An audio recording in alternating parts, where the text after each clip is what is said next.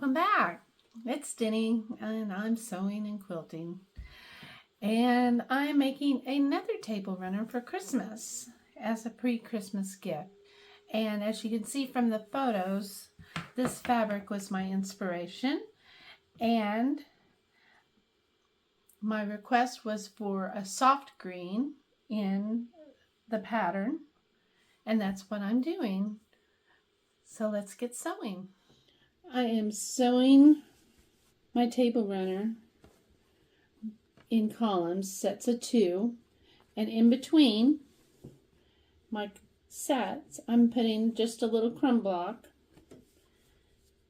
and well, I won't turn that light on. So here comes the end of another column.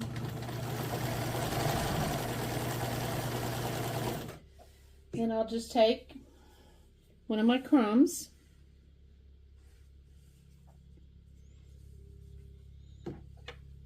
and another piece and run it through.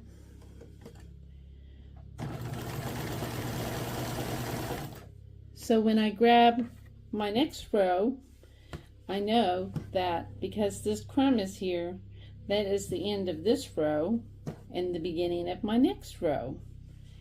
And then when I take it all to the sewing, I'm going to press all my seams to the burgundy, which is the dominant color in this. So right now I'm just finger pressing. And then I'm going to press these. Okay, I'm back. For some reason there wasn't words when I was talking at the ironing board. But what I was doing, I decided to make everything easier, I would press everything towards the burgundy fabric. That looks so much brighter on camera. Well, anyway, that's what I did. And this is the centerpiece. And it is the next day. My dear husband came in and put up some of my quilt hangers.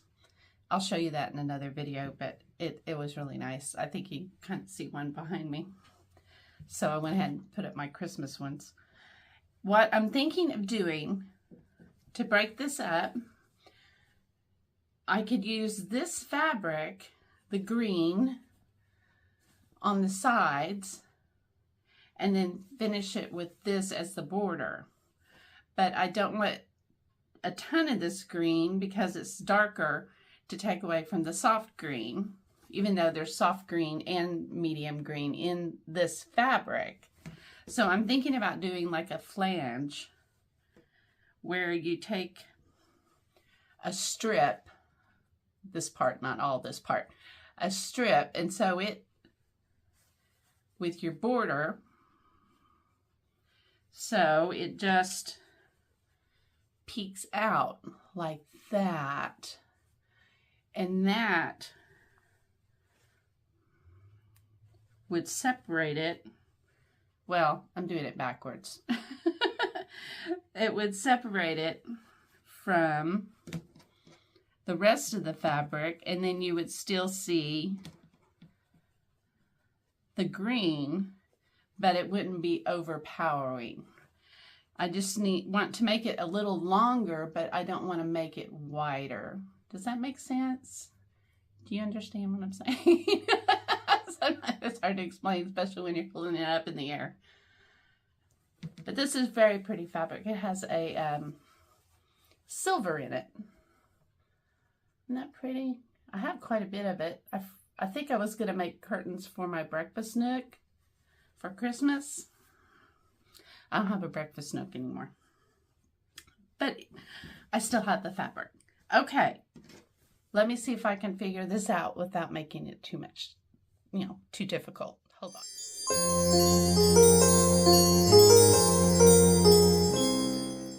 Okay, I think I have it figured out.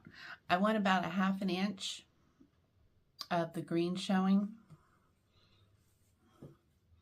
So I cut this 1.5 inches, and I decided to up my border, the side borders, to 1.5.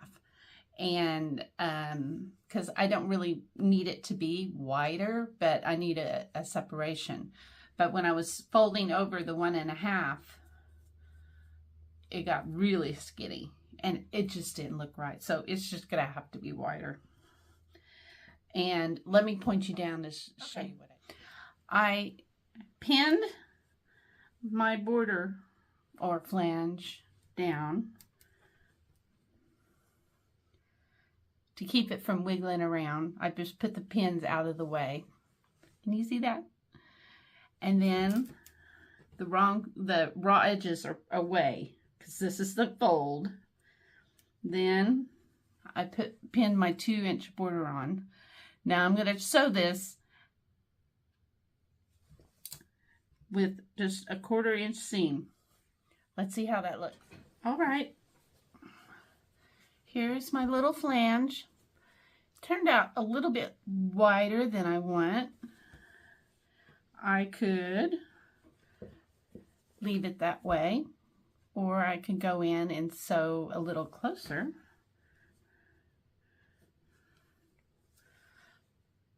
Make it smaller.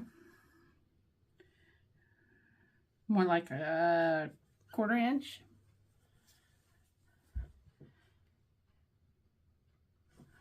But I think I'm going to leave it at 1/2 inch.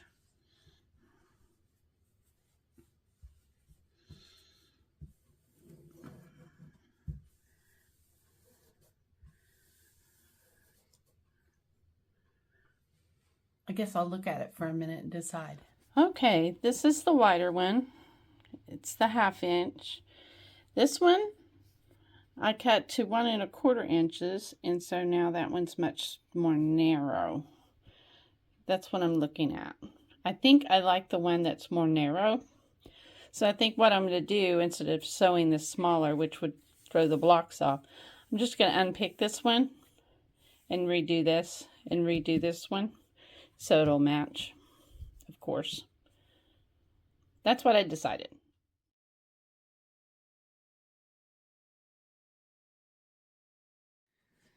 Okay, I decided to just go with one, oh, there you are, one fabric for the back.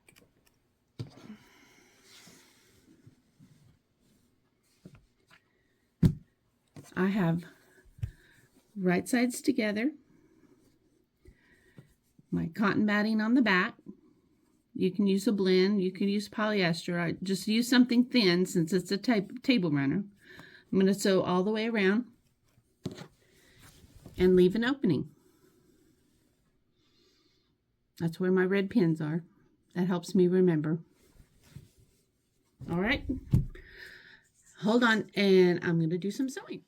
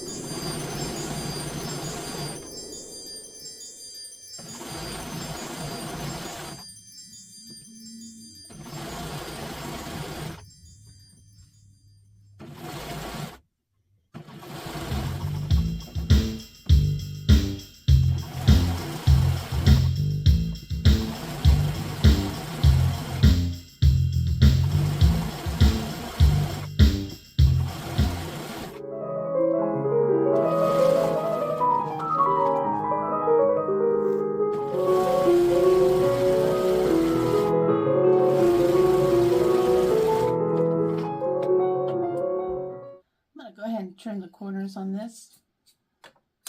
Guess I can turn that off. My backing moved a bit on me. That happens. I did pin it. Now I'm going to turn it inside out and make sure it didn't go crazy. I left a really big opening. I don't know why it's so big. Well, that corner's good. Let's go to this opposite corner. That one feels good. Sure I didn't miss anything since it was sliding around on me.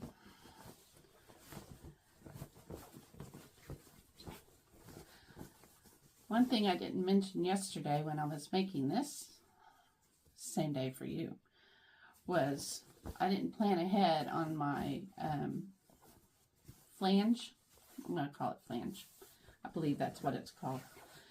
If I would have made it about 3-4 inches longer, I could have mitered the corner instead of taking it all the way across. See what I mean? How it goes all the way across. If I had made it longer, I could have taken the extra length on both ends and did a mitered edge right there.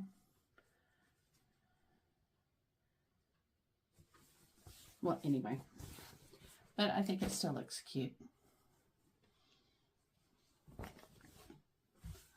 Looks a little more mission style, we'll call it that.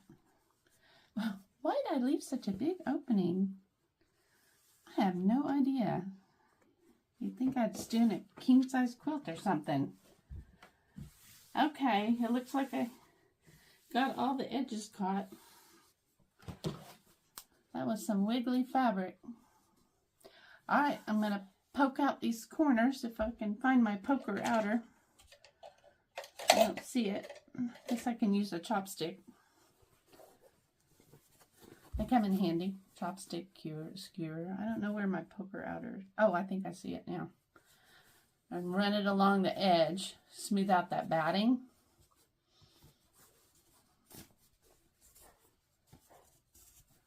And then I'm going to press this. It does have metallic in it, so I'll have to be careful pressing it. It's not a ton of metallic.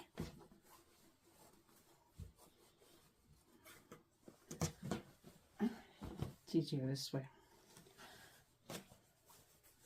I'm predominantly right-handed, if you hadn't noticed. I don't know if you all are predominantly one-handed.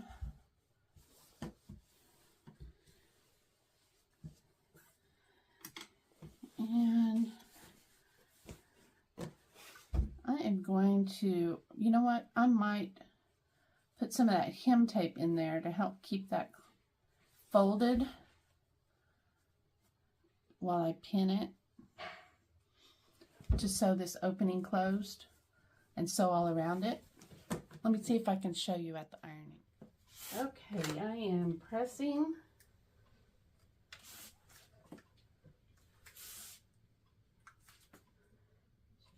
And pulling.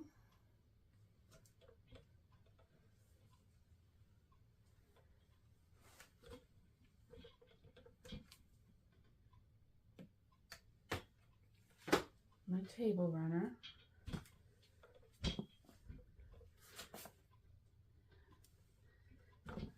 Checking those corners again. Oops. Try not to iron my flange up. That would look funny.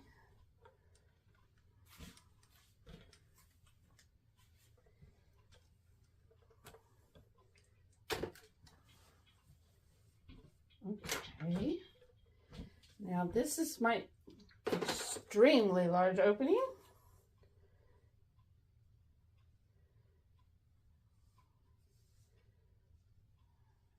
Don't know why I made that so large.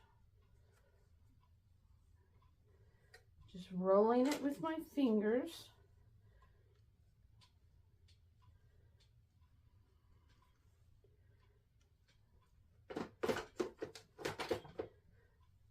I'm going to do the underside. roll it, give it a little tug.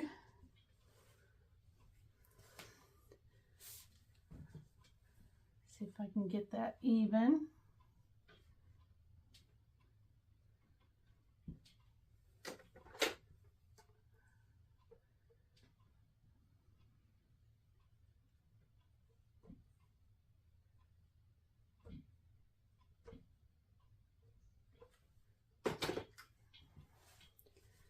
Got some string. Drives me crazy.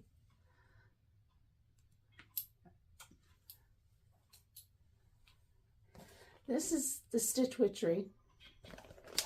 Some call it hand tape. It comes in sheets, or at least it used to. I'm going to do just a little bit at a time. I need to bring my light back out here. When I put my ironing board down, took it down, I put my light away too. And I don't have another light over here. Now I'm going to glue that closed. Now I still am going to go around and stitch it.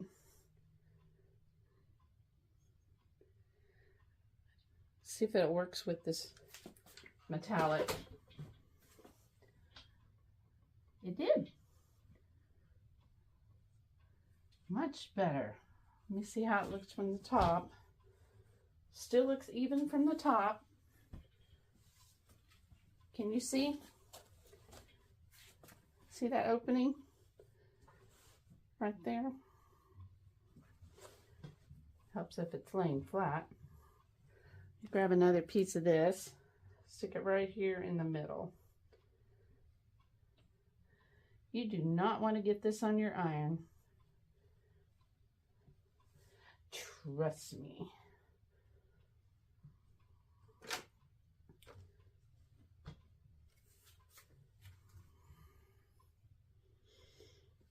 Da, da, da, da, da, da.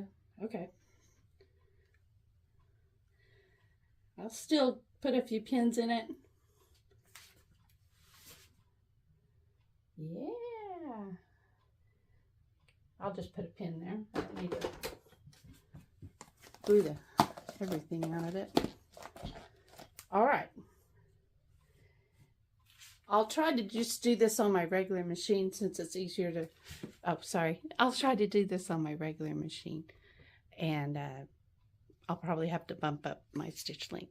Let's go. I put my stitch length up to a 3.5, so let's try that and see how it goes.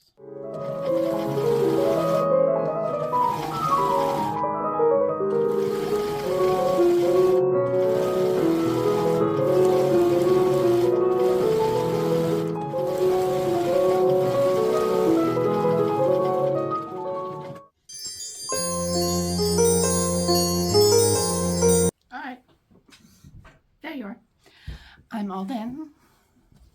If you want to quilt this some more, you're more than welcome to. You could do diagonal. I know this isn't going to get used that much, so I'm good with just outlining it. There's our cute little flange. I think it does nice to separate the outside border from the center panel. The back is just solid, so she is more than welcome to use the back or the front. And I think it turned out pretty cute, and it could be used for winter or Christmas with these light colors and this sweet little Christmas fabric in the light green that she requested, and I'm real happy with it. And her home is in kind of the country style, so that's why I chose the buffalo plaid as my inspiration.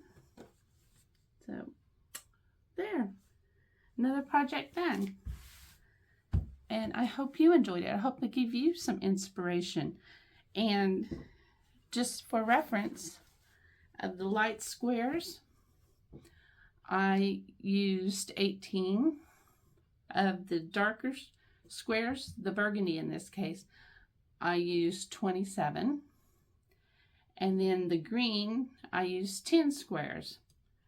And I believe I cut these all at 3 inches.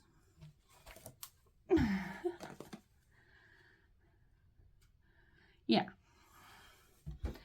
So anyway, that's how it turned out.